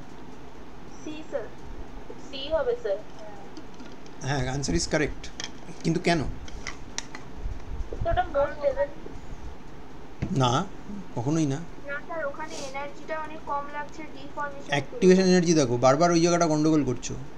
কাইনেটিক্স দেখার সময় thermodynamic stability does not matter, এবং রিয়াকশান বলে দিয়েছে ইরিভার্সিবল। তাহলে সেক্ষেত্রে আমি এইটুকুনি দেখবো না, এইটা দেখবো আর এইটা দেখবো। ডি তৈরির অ্যাক্টিভেশন এনার্জি হচ্ছে এতটা, আর সি তৈরির অ্যাক্টিভেশন এনার্জি হচ্ছে এতটা, তাহলে কোনটা তৈরি হবে তাড়াতাড়ি? সিটা। সিটা। Not because C is more stable than D, but because energy activation energy associated with the formation of C is lower than the activation energy associated with the formation of D. বোঝা গেল না? গেল না? হ্যাঁ sir. আচ্ছা, কিন্তু তারপরে যখন সিতে পৌঁছেছো, সিটা দুদিকে যেতে পারে, এফ এর দিকে যেতে পারে আর এ প্লাস বির দিকে যেতে পারে। কোন দিকে যাবে? এফ এর দিকে। তাই এ প্লাস বি। এ প্লাস বি স্যার। এ প্লাস সি এইদিকে যদি যেতে হয় তাহলে তো প্রচুর এনার্জি টপকাতে হবে ওকে, তাহলে এইদিকে উল্টো দিকে চলে যাওয়াটাই বেটার ওর পক্ষে। হ্যাঁ স্যার। সোজা কথা। আচ্ছা, যদি ডিতে পৌঁছয় তাহলে ডিতেও কম পৌঁছবে, সির থেকে কম পৌঁছবে, কিন্তু ডিতে একবার পৌঁছে যাওয়ার পরে ইতে যাওয়ার টেন্ডেন্সি সি থেকে এফে যাওয়ার টেন্ডেন্সি যা তার থেকে বেশি না কম? বেশি। আবার বলছি কোশ্চেনটা, সি থেকে এফে যেতে পারে আর ডি থেকে ইতে যেতে পারে, ঠিক আছে? এবার আমার প্রশ্ন হচ্ছে, সি থেকে ইতে যাওয়ার টেন্ডেন্সি আর ডি থেকে, সরি, সি থেকে এফে যাওয়ার টেন্ডেন্সি আর ডি থেকে ইতে যাওয়ার টেন্ডেন্সি, এই দুটোর মধ্যে কোন টেন্ডেন্সিটা বেশি? ডি থেকে ইতে। তো কারণ ডি থেকে ইতে যাওয়ার জন্য ওর এইটুকু অ্যাক্টিভেশন এনার্জি লাগে, এইটা লাগে, আর সি থেকে যদি এফে যেতে হয় তাহলে এতটা অ্যাক্টিভেশন এনার্জি লাগে। তো কোনটা যাবে? ডি থেকে ইটা স্যার। ডি থেকে ই, তাহলে মেজর প্রোডাক্ট কোনটা হবে? ই। বোঝা গেল? হ্যাঁ স্যার। এটা মুছে দিই। আচ্ছা, তারপরে একটা বলেছে স্টেট হ্যামন্ডস পস্টুলেট, জানা আছে, তিনটে কনজিকিউটিভ স্পিসিস যদি একই রিয়াকশন ল্যান্ডস্কেপে আসে তাহলে মাঝখানে স্পিসিসটা সাইডের দুটো স্পিসিসের মানে তার ডান দিক বাঁ দিকে যে স্পিসিস দুটো আছে তার সঙ্গে এনার্জেটিক্যালি যার যত ক্লোজ হবে তার মতো স্ট্রাকচার হবে দেখতে। এরপরে একটা তোমাকে কার্বোক্যাটায়নের স্টেবিলিটি অর্ডার দিয়েছে, এটা তুমি এগ্রি করো তো যে স্টেবিলিটি অর্ডার এইটা? তুমি তো কার্বোক্যাটায়ন এই সেমিস্টারে পড়েছো। হ্যাঁ sir. Tertiary is more stable than secondary, is more stable than primary, is more stable than methyl. কেন? Because hyperconjugation and plus I effect. আচ্ছা, এবার বলেছে একটা আয়োনাইজেশন রিয়াকশান দেখিয়েছে আর বিআর ট্রানজিশন স্টেট, ঠিক আছে দেখে নাও তো। হ্যাঁ স্যার। আর বিআর এর ট্রানজিশন স্টেট দিয়েছে আর প্লাস আর বিআর মাইনাস হচ্ছে, ঠিক আছে। এইবার বলছে যে এই আর এর স্ট্রাকচারটা তুমি ভ্যারি করছো, কীভাবে ভ্যারি করছো? যখন আরটা একবার হচ্ছে Me3C, আরেকবার হচ্ছে Me2CH, একবার হচ্ছে MECH2, আরেকবার হচ্ছে CH3। তার মানে একবার হচ্ছে মিথাইল ব্রোমাইড, একবার হচ্ছে ইথাইল ব্রোমাইড, একবার হচ্ছে আইসোপ্রোপাইল ব্রোমাইড, আরেকবার হচ্ছে টারশিয়ারি বিউটাইল ব্রোমাইড। এবার ধরে নাও এনার্জি প্রোফাইল ডায়াগ্রামে এরা সবাই এক জায়গা থেকে শুরু করছে, এখানে আর আঁকা যাবে না, এটাকে নতুন করে আঁকতে হবে। এই সমস্ত অর্গানোব্রোমাইডগুলো একই জায়গা থেকে শুরু করছে। তাহলে এনার্জি প্রোফাইল ডায়াগ্রামে আমি এই জায়গাটা এরকম করে আঁকি, একই জায়গা থেকে শুরু করছে। এটাকে মুছে দিই, এটা আমার বড় ডায়াগ্রাম লাগবে। এটাকে এনার্জি ধরে নিলাম,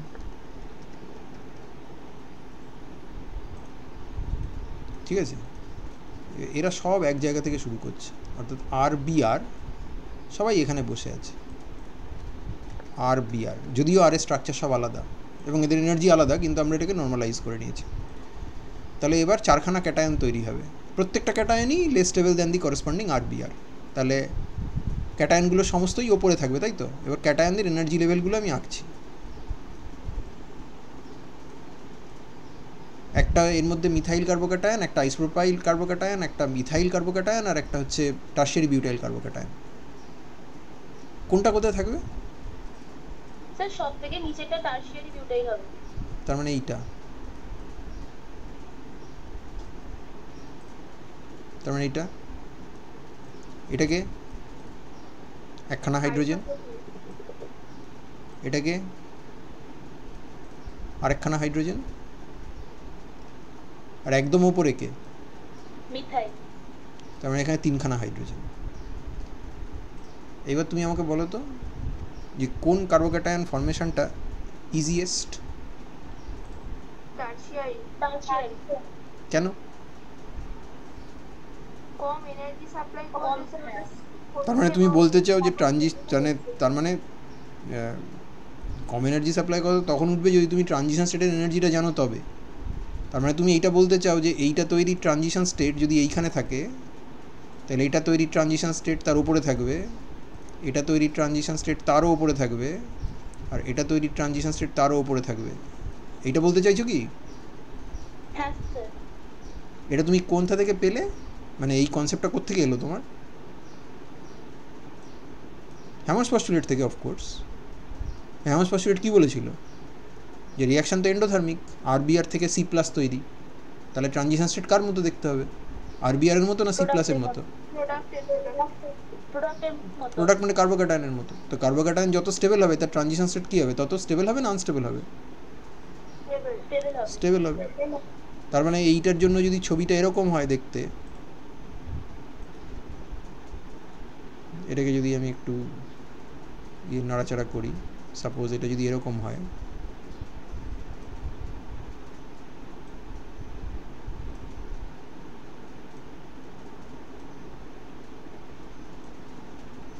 এরকম যদি হয় সাপোজ, সে ফর এক্সাম্পল, তাহলে এর উপরের ছবিটা কীরকম হবে?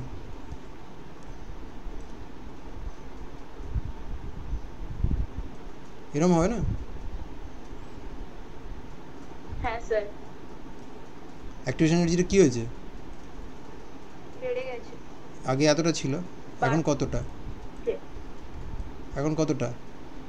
আগে এতটা ছিল, এবার এতটা লাগবে, তারপর এবার কতটা লাগবে? এতটা লাগবে, তারপর এবার কতটা লাগবে? এতটা লাগবে। অ্যাক্টিভেশন এনার্জি কী হচ্ছে তাহলে? কন্টিনিউয়াস বাড়ছে। বাড়ছে।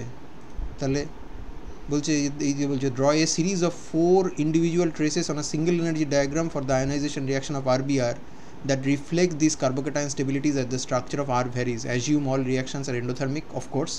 Arbitrarily assign RBr to the same energy level in all traces so that the comparison of carbocation stabilities is emphasized. তার মানে আঁকা হয়েছে দেখো, এটাই আঁকতে বলেছিল আমাকে, তো আমি আঁকতে পেরেছি তো সাকসেসফুলি। হ্যাঁ তাহলে স্যার। এইবার যদি কেউ তোমাকে বলে যে tertiary butyl bromide SN1 reaction খুব ভালো দেয়, মিথাইল ব্রোমাইড দেয় না, তার উত্তর খুঁজে পেয়েছো তুমি এখানে? SN1 রিয়াকশন হতে গেলে কী হতে হবে? ফার্স্টে কার্বোক্যাটায়ন ফর্মেশন হতে হবে, that is the RDS। Tertiary butyl bromide খুব চট করে কার্বোক্যাটায়ন তৈরি করে, কারণ কার্বোক্যাটায়নটা মোর স্টেবল। শুধু তাই নয়, আরও কারণ আছে, কিন্তু এটা একটা কারণ। আয়োনাইজেশনটা কেন এত ফাস্ট সেটার শুধু এই একটা কারণ নেই, অন্য কারণও আছে। বাট এইটুকু আমরা বলতে পারি যে reaction is very favourable because carbocation is more stable. এই যে কথাটা আমরা বলছি, কথাটার মধ্যে একটা ইন্ট্রিনজিক ফ্ল আছে। আমরা এটা বারবার বলছি যে কার্বোক্যাটায়ন স্টেবিলিটির সাথে রেটের একটা সম্পর্ক আছে, কিন্তু যখন আমরা এই কথাটা বলছি যে রেটটা ফাস্টার, তখন আমাদের অ্যাকচুয়াল লজিক এইটা দেওয়া উচিত যে activation energy for the formation of tertiary butyl carbocation is less compare to what? Compare to formation of methyl carbocation.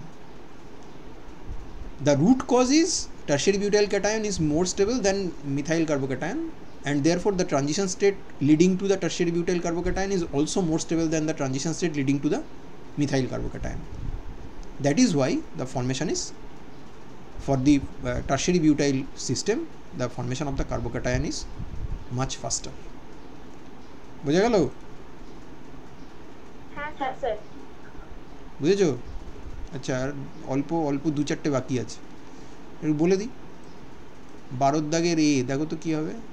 এই রিয়াকশানটা সেই ΔE0 ক্যালকুলেট করেছিল না? হ্যাঁ স্যার। এসে গিয়ে কত -40 না কত বেরিয়েছিল বোধ হয়, ভালো এক্সোথার্মিক ছিল আর কি। হ্যাঁ, এইবার কিন্তু ΔE0 বলেনি। এগুলো কি? এগুলো হচ্ছে enthalpy of activation.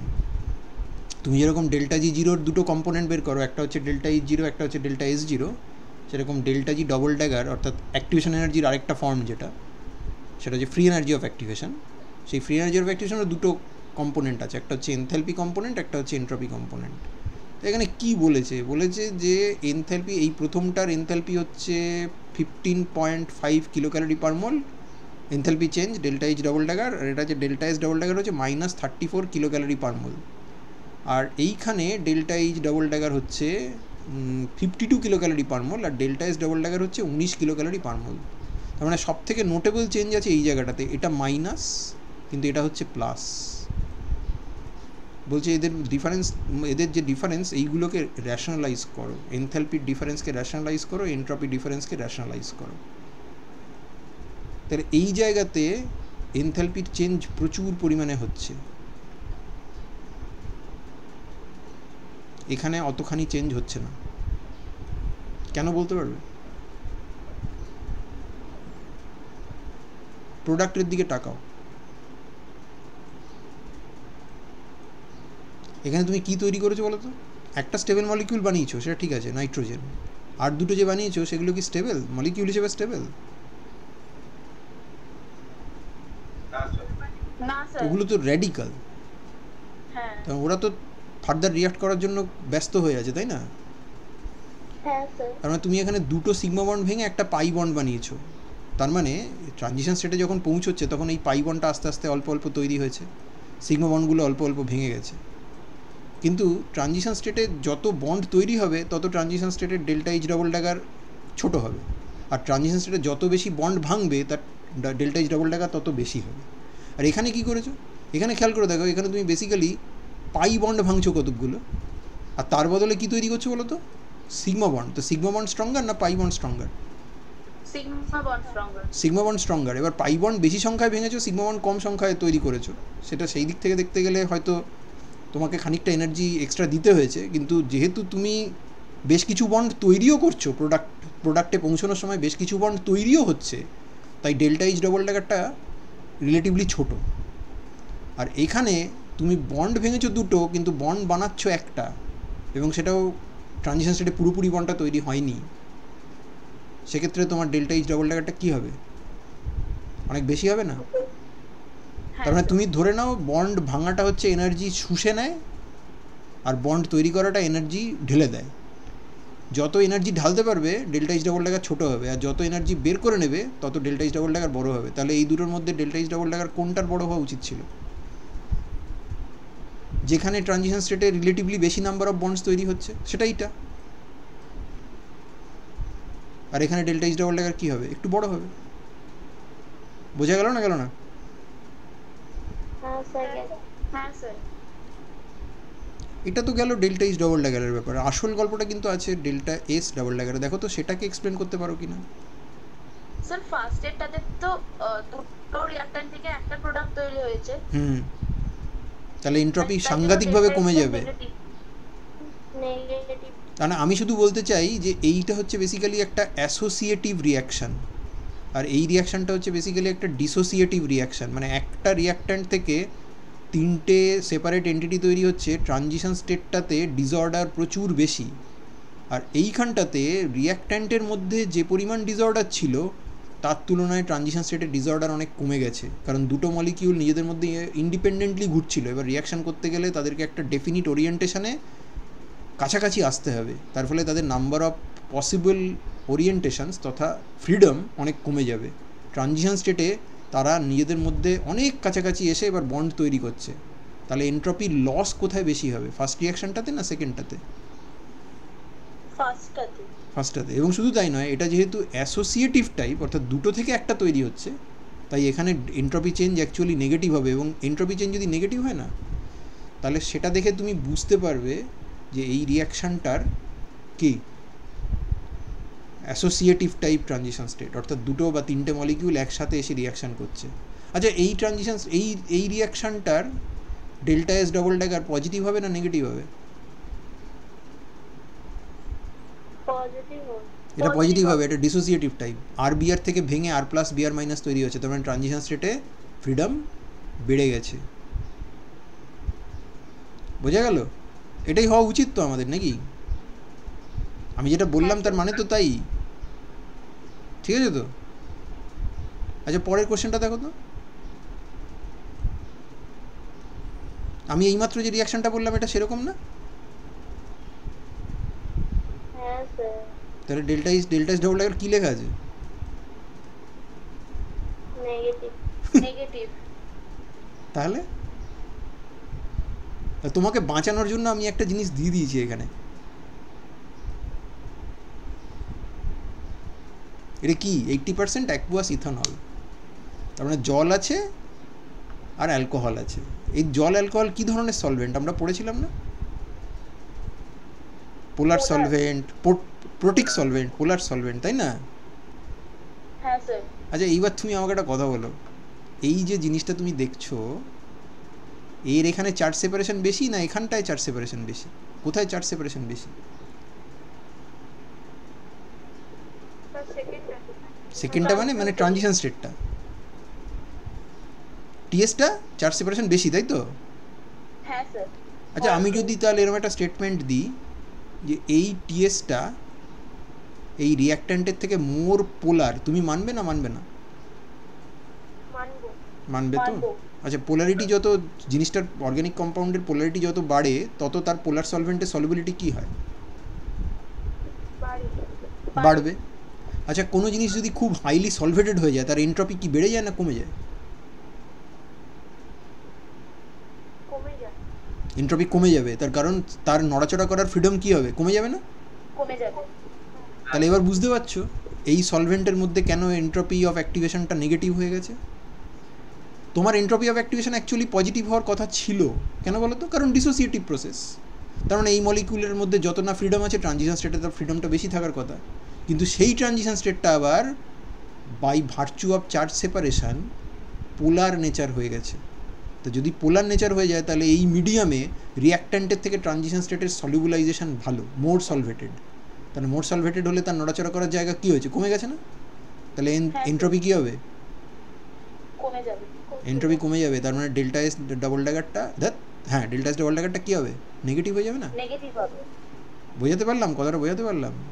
And delta H double dagger তো অবভিয়াসলি পজিটিভই হবে, কারণ এখানে তো আমি একটা বন্ড ভেঙেইছি, আমি তো বন্ড সাপ্লাই করতেই পারিনি, তার মানে delta H double dagger definitely অনেকটা বেশি, অনেকটাই পজিটিভ। আর ডেল্টা এস ডবল ড্যাগারটা কিন্তু নেগেটিভ হয়ে যাবে। বোঝা গেল?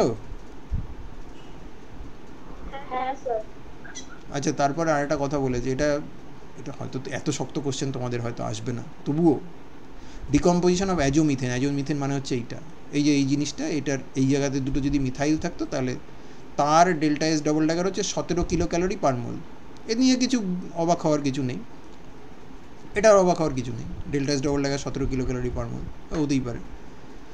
That of acetic anhydride in vapour phase to MECOH and ketene is delta S double dagger is -4 kilo calorie per mole. এটা কেন? দুটোই তো ডিকম্পোজিশন, একটা ডিকম্পোজিশনের ডেল্টা এস ডবল ড্যাগার 17, আর একটা ডিকম্পোজিশনের ডেল্টা এস ডবল ড্যাগার -4। এটা তুমি পারবে না, এটা তোমাকে আমি দেখিয়ে দিচ্ছি, দেখো এটা কেন হয়। অ্যাসিটিক অ্যানহাইড্রাইডের ডিকম্পোজিশন বলেছে, তাই তো? তার মানে অ্যাসিটিক অ্যানহাইড্রাইডের ডিকম্পোজিশন আমরা এইরকমভাবে ভাবতে পারি।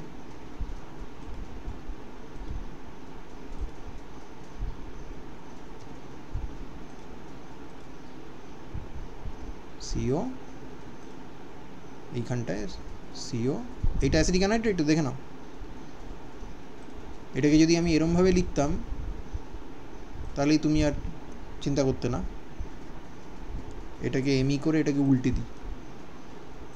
অ্যাসিটিক অ্যানহাইড্রাইড চেনো তুমি?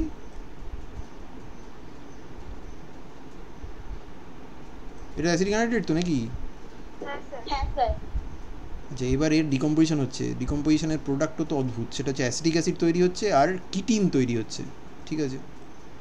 এই হাইড্রোজেনটাকে খেলো। আচ্ছা, এইখানটাতে না আমি CH2টা লিখে দিই, তাহলে তোমার বুঝতে সুবিধা হবে। এই হাইড্রোজেনটা এখানে গেল, এই এই এই CH বন্ড ভেঙে এখানে গেল, আর এইটা এখানে গেল। দেখো তো এই যে পার্টটা, এই পার্টটা যেটাকে আমি লাল করে দিচ্ছি, এখান থেকে কি বেরিয়ে আসছে দেখো তো? Acetic acid. হ্যাঁ, অ্যাসিটিক অ্যাসিড বেরোচ্ছে না, এটা তৈরি হচ্ছে। এইখানে এগুলো ওড়াও, এটাকে ওড়াও, এইখানে এটাকে জোড়ো, উপস, হ্যাঁ, এটাকে নেভাও, এটাকে বন্ধ করো, এটাকে সিঙ্গেল বন্ড করো, এটাকে ডাবল বন্ড করো, হয়েছে অ্যাসিটিক অ্যাসিড। হ্যাঁ স্যার। আরেকটা কি হয়েছে, আরেকটা একটু কিম্বুত দেখতে হবে, সেটা হচ্ছে এই CH2টার পাশে একটা ডাবল বন্ড, আর তার পাশে আবার আরেকটা ডাবল বন্ড, কিটিন, তাই না? এটার নাম হচ্ছে কিটিন। তো এই রিয়াকশানটার মানে বেসিক্যালি এই রিয়াকশানটার এর ট্রানজিশন স্টেটটা কীরকম দেখতে? টিএসটা এরকম দেখতে না? আমি এই অ্যারোগুলো সরিয়ে দিচ্ছি। এ দেখো, এখানে একটা বন্ড তৈরি হতে চলেছে, পার্শিয়াল বন্ড, এখানে বন্ডটা ভেঙে গেছে, ডাবল বন্ড ভাঙছে, এখানে ডাবল বন্ড তৈরি হচ্ছে, এখানে সিঙ্গেল বন্ড ভেঙে যাচ্ছে, এখানে একটা ডাবল বন্ড তৈরি হতে চলেছে, এবং এখানে সিঙ্গেল বন্ড ভেঙে যাচ্ছে।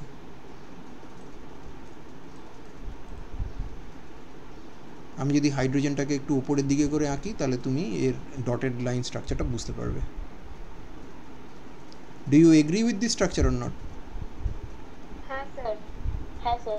তাহলে এইবার তুমি বলো যে এইটার ডিকম্পোজিশান কোথায় গেল? এইটার decomposition is so much more favourable entropically, delta S double dagger 17, এটার -4 কেন?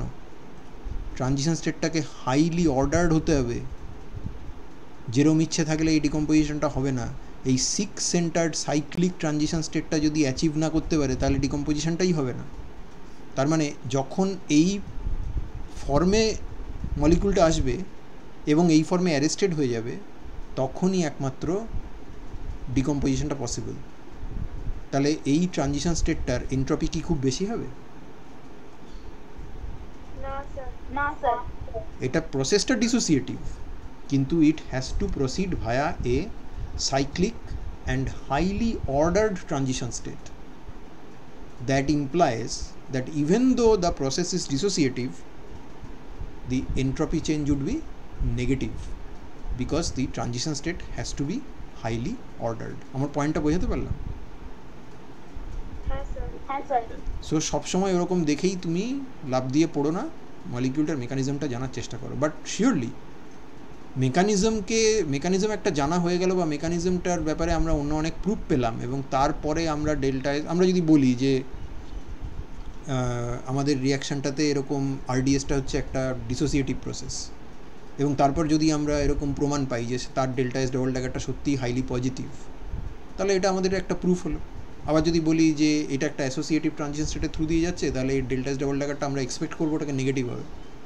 তো যদি সেরকম নেগেটিভ আমরা পাই, তখন আমরা সেটাকে ওই মেকানিজমটাকে ভেরিফাই করার জন্য কাজে লাগাতে পারি বা অথেন্টিকেট করার জন্য কাজে লাগাতে পারি। আমাদের এক্সপেকটেশনের উল্টো যদি হয়, যেমন আমাদের এখানে এক্সপেকটেশন ছিল হচ্ছে delta S double dagger positive হবে, কিন্তু এটা নেগেটিভ হয়ে গেল, সেক্ষেত্রে আমাদেরকে সলভেন্ট এফেক্ট কাজে লাগাতে হচ্ছে। এইরকমভাবেই রিয়াকশন মেকানিজমকে দাঁড় করানো হয়। So do you have any questions regarding today's discussion? Any questions you have?